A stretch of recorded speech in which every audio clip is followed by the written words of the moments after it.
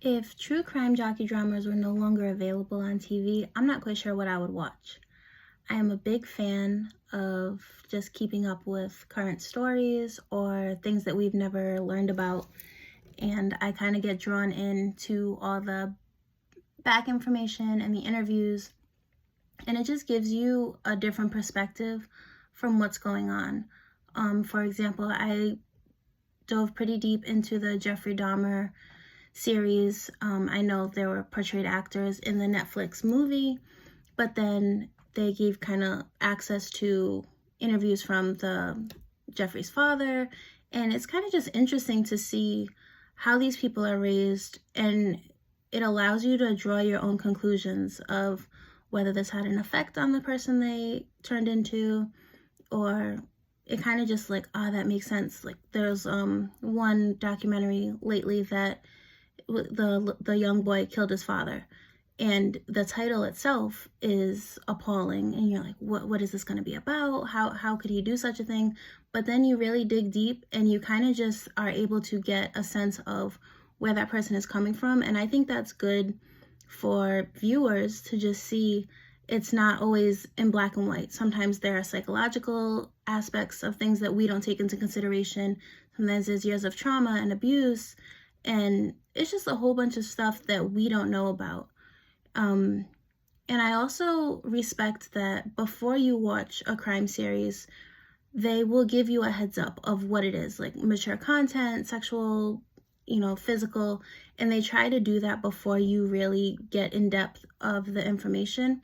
Gabriel Hernandez's story is one that I just was not able to get through. As much as I love crime, it kind of hit a little too deep for me with my background of being a mother, working with adolescents who have experienced trauma and abuse for years. It just was a little too graphic, and I chose not to continue. And that's something that we have a right to do. If you don't want to watch it, you don't have to watch it.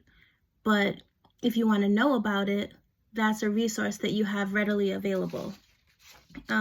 Most recently, the Gypsy Rose, and then it kind of just, now she's out, so we don't know what's going on with that.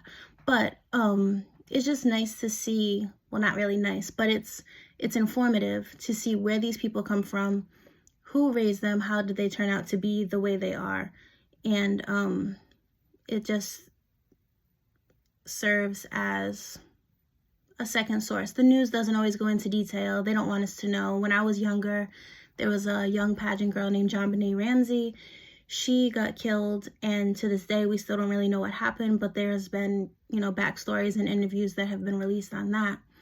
The cultivation theory is when the media affects its audience not only consciously, but subconsciously. So I tried to dig into deep thoughts or articles that I could find to see how people felt after they watched crime shows. And what I found was a graph that did not print very well, so I will link the picture. But it's just a survey of if viewers felt bad after watching true crime shows because it's inconsiderate to survivors and families. So 54% agreed with that. So then 46% disagreed. And that's something that is straying people away from watching it, is they feel bad. Why should these families have to relive their trauma? They lost somebody. It should spread all over the news, and people are doing movies based on it. And I understand that aspect of it, but also me being the one that enjoys watching them, I want to know what happens, and I want to get as much information as we can.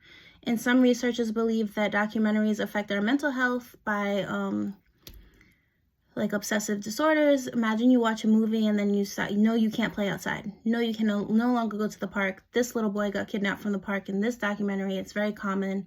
Nightmares. But I feel like it could also be positive. Just what if you didn't have that awareness and you're very naive to the way the world is these days?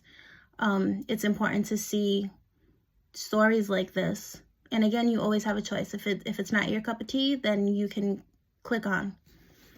All right.